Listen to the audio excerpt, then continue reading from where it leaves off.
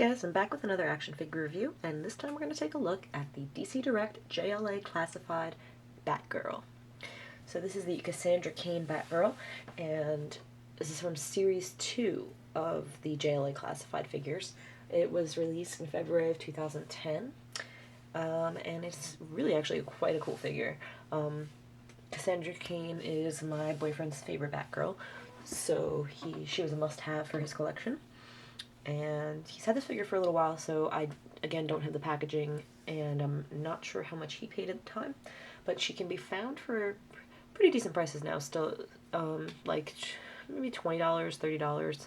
I actually didn't see any of her loose on eBay, so it's really just you're gonna get her in the package no matter what.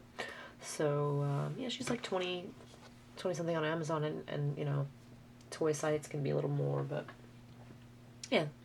So it's actually funny because she's only, I believe there's only 3 figures ever released of her. This one, her first appearance figure from DC Direct, and the DC Superheroes version. And the DC Superheroes version can go for upwards of $100 loose on eBay. It's kind of crazy. And so I always kind of look out for that one because I'm sure he wouldn't mind having that in his collection. But she's surprisingly not as awesome as I'd expect from DC Superheroes. I mean, she is really cool, but I like this one a lot too. And so I'm going to talk about this one because that's what the review is about. So before showing the figure, I'm just going to show you the figure stand. This is the only accessory she comes with. Just a small black stand, the same size as the DC Origins stands, and probably many others from DC Direct. Just says JLA Classified in blue, and she doesn't seem to need it, but if so, this is actually one of my favorite stands that favorite size stands out there.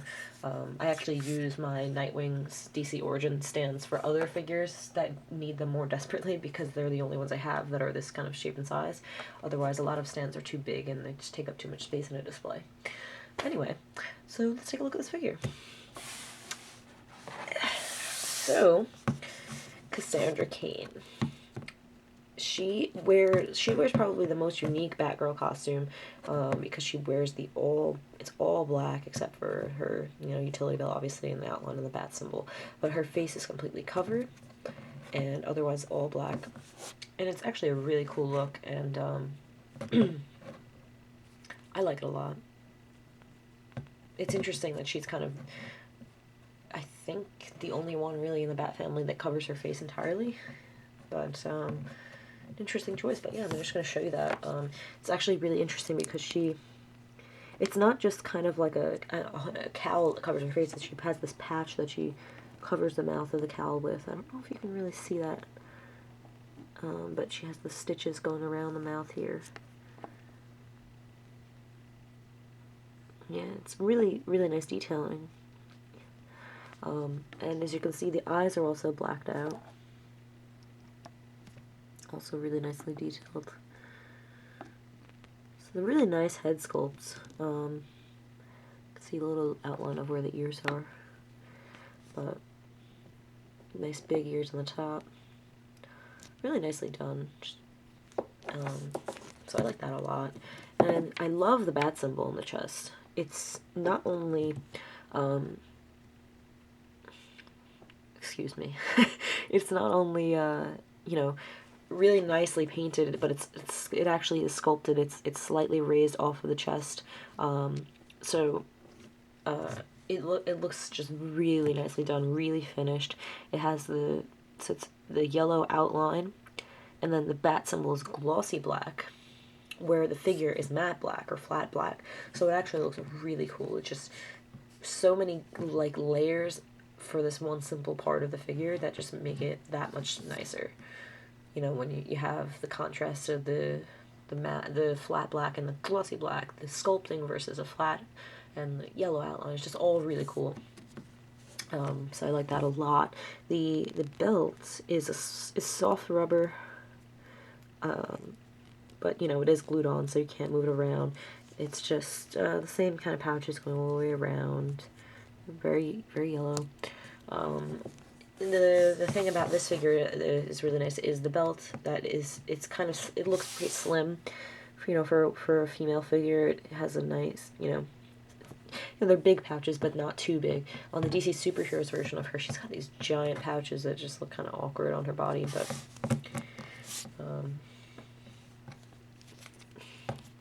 taking a look at the gloves.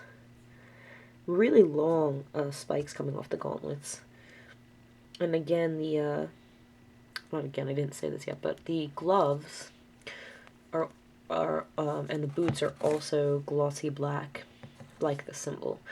And DC Direct does this a lot. They actually did it in another my other recent review of the Matt Wagner Trinity Batman, where they do this contrast with the blacks that is really, really nice. Or you know, the gloves and the boots versus the base figure. So I really like when they play with gloss and flat finishes. It really comes out nicely. Now her boots, like I said, are gloss, and as you can see, basically her whole legs are glossy. That's because she wears these long boots.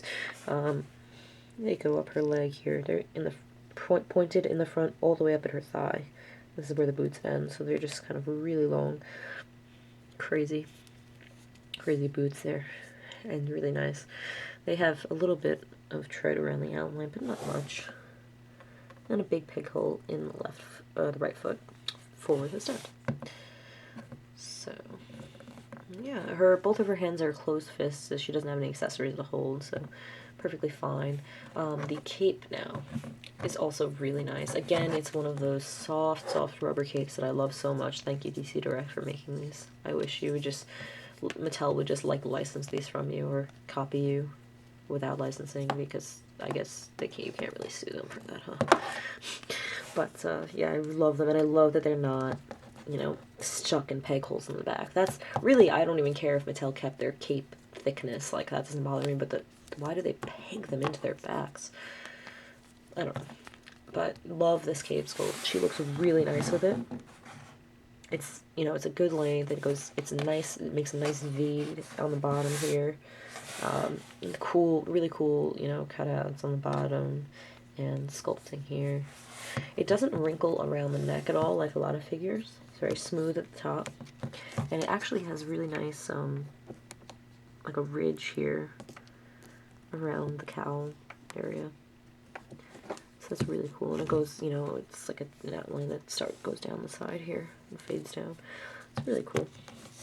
So, let me just go over articulation. So the head, now this is where we have a problem here, is this head is only on a swivel side to side. It does not go up and down at all. It's not on a ball joint. And the problem here is that she's sculpted to kind of look down all the time. She's always looking down. It's kind of strange. I mean, she kind of looks like a dark kind of character, and maybe that suits her, but I don't know. I just don't like when figures are stuck looking down. But that's, you know, that's basically one drawback to a really nice figure. Her arms do go in and out and around. No bicep swivel, but a single jointed elbow that actually does do a full 90 degrees.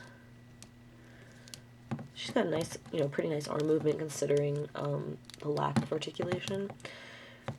No waist swivel or any sort of abdominal movement typical of DC Direct, but her legs do go forward very little. That's, you know, that's about it, and they will not go back because she does have that butt that I mentioned in my last review.